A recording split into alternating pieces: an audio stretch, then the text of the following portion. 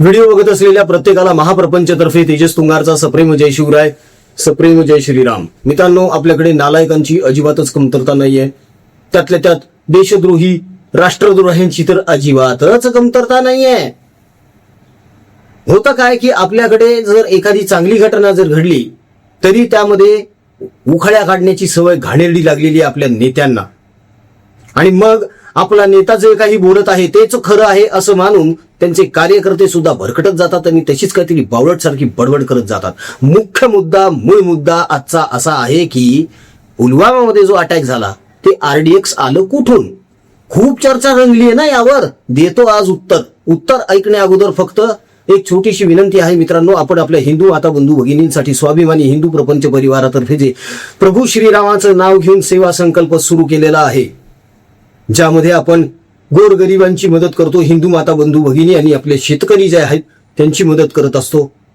त्यांचं घर बांधून देणं, त्यांना जिन्नस पुरवणं, त्यांच्या लेकरांचं शिक्षण बघणं, बाकी विद्यार्थ्यांचं शिक्षण बघणं, कर्कग्रस्त रुग्ण त्यांचे औषध उपचार आणि त्यांच्या नातेवाईकांच्या जेवणाची सोय करणं, हे आपण सातत्याने करत आलेलो आहोत. इथून पुढेही करणार आहोत. एकट्याच्यानंही शक्य नाहीये. मला जेवढे शक्य आहे ते मी करतोय, मात्र कमी पडतोय. म्हणून विनंती आहे मित्रांनो, या सत्कर्मामध्ये तुम्ही देखील सहभागी व्हावं अशी कळकळीची विनंती आणि आवाहन आहे. दिल्या गेलेल्या जीपे फोनपे क्रमांकावर तुमच्या मर्जीनुसार, इच्छेनुसार तुम्हाला जे काही योगदान द्यावं वाटतं ते निश्चित द्या. ट्रान्झॅक्शन झाल्यानंतर त्याचा स्क्रीनशॉट काढून तो आमच्या व्हॉट्सअपवर नक्की पाठवा, म्हणजे त्याचा ट्रॅक रेकॉर्ड ठेवून त्याची डिजिटल पावती तुमच्यापर्यंत पोहोचवता येईल. मन मोठं करा मित्रांनो. एक एक रुपये अनेकांसाठी लाख मोलाची मदत ठरू शकतो. तेव्हा पुढे या. चला, मूळ मुद्दा, मूळ विषय सुरू करूया. काय झालं आपल्याकडे? देशात एखादी चांगली घटना जरी घडली तरी ती चुकीची कशी आहे हे बिंबवण्याचा प्रयत्न अनेक नेते करत असतात. अशी अनेक उदाहरणं आपण बघितलेली आहेत. आता गडकरींनी रोड बनवले, तर रोड बनवले, मग त्याच्यावर टॅक्स का लावलं म्हणून आरडाओरड चालू. अरे रोड बनवलेत, चकाचक केलेत ना, हायवेज केलेले, समृद्धी सारखे रोड झालेले, अंतर कमी, वेळ कमी झालाय लोकांचा प्रवासाचा, हे दिसत नाहीये का? आणि इतकं मोठं इन्फ्रास्ट्रक्चर जर उभं करायचं असेल तर पैसा आणायचा कुठून? आपल्या देशामध्ये लोकसंख्या किती आहे? म्हणायला 140. टॅक्सपेअर्स किती आहेत? टॅक्सपेअर्स किती आहेत आपल्याकडे? 4-4.5 करोड, 5 करोड, डोक्यावरून पाणी 10 करोड. आणि त्या 10 करोड लोकांवर एवढा 140 कोटी लोकांचा बोजा. आता म्हणतात की आम्ही पण टॅक्स भरतोच ना, आम्ही जीएसटी भरत नाही का? दुधावर जीएसटी, ह्याच्यावर जीएसटी, कपड्यावर जीएसटी, ह्याच्या. अरे तो टॅक्स असणारच आहे, तो सर्व्हिस टॅक्स आहे. त्या सर्व्हिस टॅक्सचं नाव फक्त जीएसटी झालेलं आहे, दॅट्स इट. वॅट वेगळं, टीन वेगळं, एसटी वेगळं, हे वेगवेगळं आपण भरतच आलेलो होतो इतकी वर्ष. या सरकारनं फक्त काय केलं? हे सगळं हटून टाकलं आणि एकच केलं. मग हा जो महसूल गोळा होतोय, हा महसूल आणि जे जेन्युइन टॅक्स पेयर्स आहेत त्यांचा पैसा वापरून इन्फ्रा उभा राहतोय. पण तो पैसा पुरतोय का? नाही. तूट भरून निघतीये का? नाही. मग ती तूट भरून काढण्यासाठी काय करावं माणसानं किंवा सरकारनं? बांधले टोल. बरं, छोट्या गाड्यांसाठी महाराष्ट्रामध्ये टोल नाहीये. काही ठिकाणी आहेत, जसं की बँगलोर हायवेला आहे, एक्सप्रेस वेला आहे, समृद्धीला आहे. कारण मोठ्या प्रमाणावर खर्च देखील झालेला आहे या निर्मितीवर. ती तूट भरून निघणं सुद्धा गरजेचं आहे. एवढी सुद्धा अक्कल आपल्याकडे काही नाहीये लोकांना. निघतात लगेच टोल फोडण्यासाठी. 100 रुपये देण्याची दानत नाहीये. 2 करोडची लँड क्रुझर घेऊन हिंडतात, पण 100 रुपयाचा टोल भरायची ताकद नाही यांच्यात. अरे रावी करायची, लगेच 4 माणसं गोळा करायची, टोल फोडायला लावायचे. स्टंटबाजी म्हणतात याला, दुसरं काही नाही. एक पक्ष तर आपल्याकडे असा आहे जो इतर काही कामं करायची म्हटली की आळस करतो, मात्र टोल फोडायचा म्हटला की लगेच घराबाहेर पडतात त्यांचे कार्यकर्ते. कोणता पक्ष आहे कमेंटमध्ये तुम्ही आम्हाला सांगा, नाव घेत नाही आम्ही. आपल्याकडे मोदी द्वेष, भाजप द्वेष इतका शिगेला पोहोचला, इतका टोकाला पोहोचलेला आहे की मोदी आणि अमित शहा, भारतीय जनता पक्ष, RSS यांच्यावर टीका करता करता काही नेते, त्यांचे कार्यकर्ते आणि ह्या नेत्या कार्यकर्त्यांनी भ्रमित केलेले काही जनतेतले लोक देशद्रोही कधी झाले यांचं यांना कळलं नाही. सोशल मीडियावर ते प्रकर्षानं जाणवतं. उदाहरण घ्या. पुलवामामध्ये अटॅक झाला. RDX मध्ये बॉम्ब फुटला. RDX वापरून बॉम्ब फोडण्यात आले. जवळपास 40 भारतीय जवानांचा त्यामध्ये दुर्दैवी मृत्यू झाला. त्यांना वीरगती प्राप्त झाली. जिव्हारी लागणारी गोष्ट होती ही. अजूनही आहे. या दुःखद आठवणी पुसल्या जाणार नाहीयेत मित्रांनो.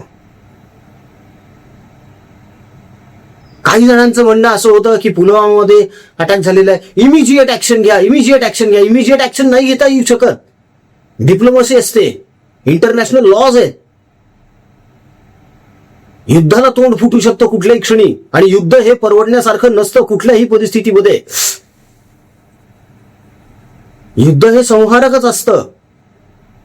यामध्ये विजय असो किंवा पराजय असो, नुकसान दोघांचंही होत असतं. युद्ध हा पर्याय नसतोच. त्यासाठी स्ट्रॅटेजिकली तुम्हाला काम करावं लागतं. पण आपल्याकडे धीरच धरवत नाही लोकांना. लगेच टीका चालू झाली. नरेंद्र मोदी काय झोपा काढत होते का? भारतीय इंटेलिजन्स काय झोपली होती का? IB झोपली होती का? रॉ झोपली होती का? RDX कसं आलं कळलं नाही का? खूप टीका झाली त्यावर. अजूनही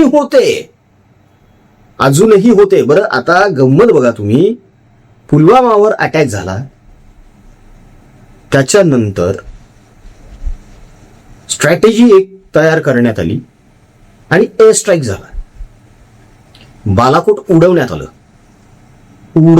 आलं. बालाकोट नेस्तनाबूत करण्यात आलं. पाकिस्तान मान्य करेल का की आमच्याकडे दहशतवादी आहेत म्हणून? जर त्यांनी हे मान्य केलं की भारताने हल्ला केला आणि यामध्ये आमचे इतके दहशतवादी मारले गेले, बॅन करेल ना जग त्यांना. मग कटोरा घेऊन भीक मागायला कोणाकडे जाणार आहेत हे? त्यामुळे पाकिस्तान तर कधी मान्य करणारच नाही हे. पाकिस्ताननं तर सरळ हात झटकून टाकले. पाकिस्तान म्हटलं काय नाही म्हणे, आमच्या जंगलामध्ये बॉम्ब फोडले म्हणे यांनी, आमचं काहीच नुकसान झालेलं नाही. आणि त्यांच्या ह्या भामट्या स्टेटमेंटवर, त्यांच्या ह्या लबाडीच्या स्टेटमेंटवर आपल्या नेत्यांनी राळ उठवायला सुरुवात केली की पुरावे द्या. तुम्ही एअर स्ट्राईक केली त्याचे पुरावे द्या. तुम्ही बालाकोट उडवले त्याचे पुरावे द्या. अरविंद केजरीवाल पासून, राहुल गांधींपासून, आदित्य ठाकरे, उद्धव ठाकरे, संजय राऊत सगळेच जण पुरावे मागत सुटले. ऍक्च्युअली हे पुरावे मागणं म्हणजे तुमच्या भारतीय सैन्यावर विश्वास नाही, एअरफोर्सवर विश्वास नाहीये तुमचा, हेच तुम्ही दाखवून दिलं. साले तुम्ही भारतीयच नाही आहात. तुम्हाला पुळका नेहमी पाकिस्तानचाच येतो. पण पाकिस्तानला तेच हवंय. भारतात राहून भारताच्याच विरोधामध्ये जे बडबड करतात ते पाकिस्तानमध्ये हिरो ठरतायत. आज उद्धव ठाकरे हिरो ठरायले तिकडं. राहुल गांधी हिरो ठरतोय का? नरेंद्र मोदींच्या विरोधात बोलतात म्हणून. याच लोकांनी आत्तापर्यंत म्हणजे काल परवापर्यंत बोंब मारलेली आहे की पुलवामामध्ये एवढा मोठा अटॅक झाला, RDX आलं कुठून? नरेंद्र मोदी या गोष्टीचं उत्तर द्या. नरेंद्र मोदी या गोष्टीचं उत्तर द्या. अरे नरेंद्र मोदी फक्त एकदा बोलून गेलेले होते की मैं चौकीदार हूं. त्याच गोष्टीला या लोकांनी चेष्टेत घेतलं, मस्करीत घेतलं. चौकीदार है तो क्या चौकीदारी की आपने? RDX कैसे आया देश में बताओ हमें. खिल्ली उडवली, टर उडवली या गोष्टीची. ऍक्च्युली सेन्सिटिव्हली शांत बसलं पाहिजे होतं. बघा जगाच्या पाठीवर सगळीकडेच विरोधी पक्ष आहेत, सगळीकडे विरोधी पक्ष आहेत. मात्र काही देश असे आहेत ज्या देशांमध्ये जर अशा काही घटना घडल्या तर त्यांचे विरोधी पक्ष देखील सत्ताधारी पक्षाला साथ देतात. मात्र आपल्याकडे याच्या उलट होतं. सत्ताधारी पक्षाने काही चांगलं काम जरी केलं तरी राहुल गांधींसारखे नतद्रष्ट घुसपट काढण्याचं काम चालूच ठेवतात. हे जॉर्ज सोरोसचे पंटर आहे. तो डीप स्टेट कडून पैसा घेऊन भारतामध्ये अराजक माजवण्याचा यांचा नेहमीच प्रयत्न राहिलेला आहे आणि त्यात ते अयशस्वी ठरतायत हे यांचं शल्य आहे. वैफल्यग्रस्त झालेले सध्या. आणि म्हणूनच यांनी सोशल मीडियावर मोहिमा सुरू केल्या होत्या नरेंद्र मोदी यांच्या विरोधामध्ये की मोदी साहेब सांगा कुठून आलं आरडीएक्स, कुठून आलं आरडीएक्स. तर कुठून आलं आरडीएक्स जाणून घ्यायचंय ना, मग ऐका आता.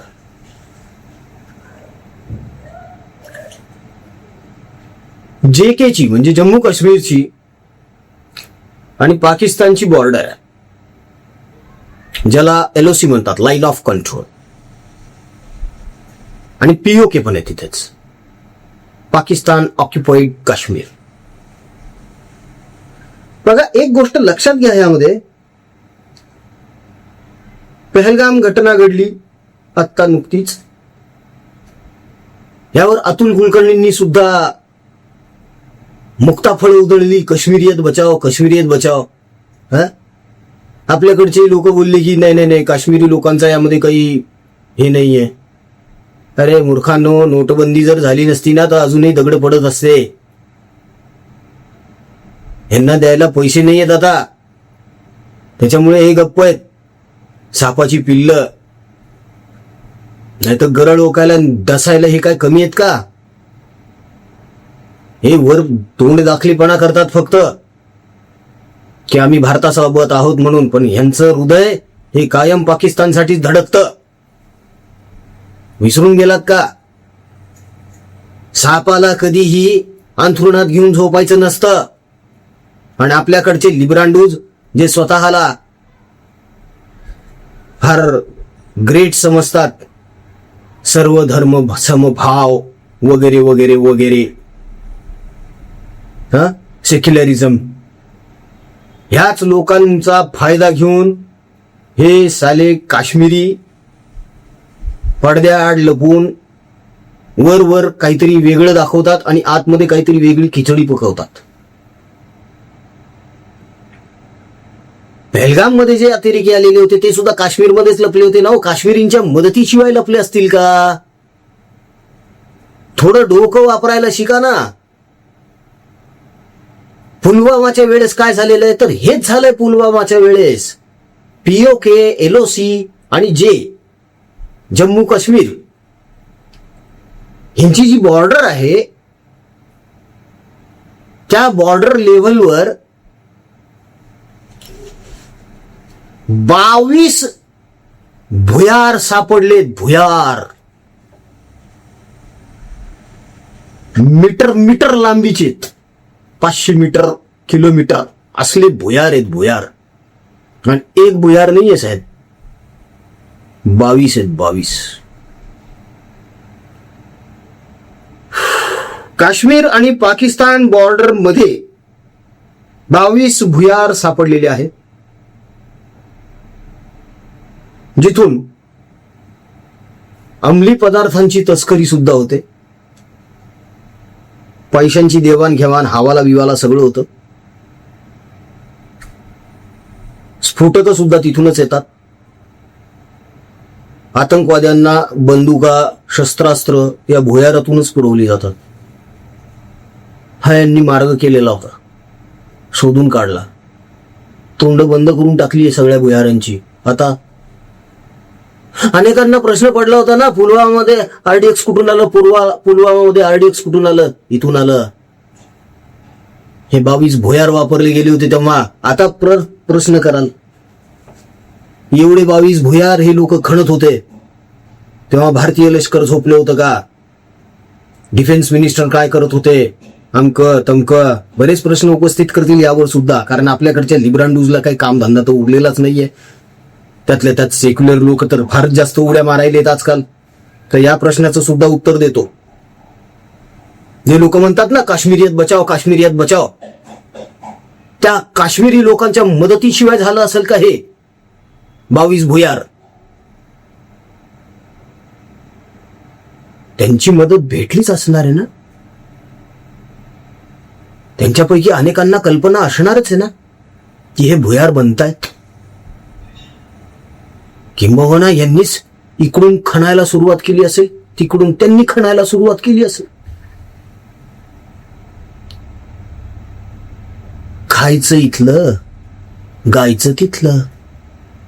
घाणेरडी कूटनीती पूर्वापारपासून चालत आलेली आहे.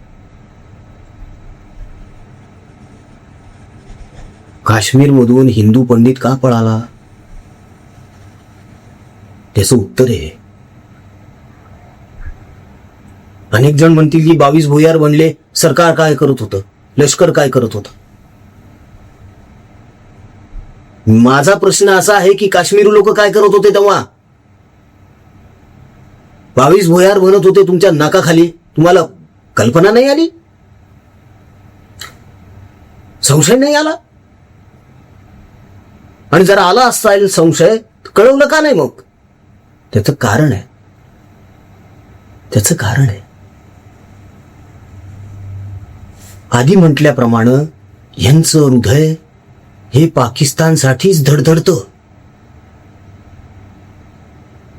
हे आता म्हणतायत कि नहीं नहीं नहीं, हमें पाकिस्तान नहीं जाना है, हमें हिंदुस्तान में ही रहना है. का 550 रुपये पेट्रोल आणि 750 रुपये डिझेल झाले म्हणून? का 300 रुपये किलो गव्हाचं पीठ झालंय, खायचे वांदे झालेत? हे भिकारचोट पाकिस्तानी हे गाढवाच्या मानेवर बाईकचं हँडल टाकून त्याला बाईक सारखं वापरायले, त्याच्यात फुसारक्या मारायले चालली. इनोव्हेशन केलं.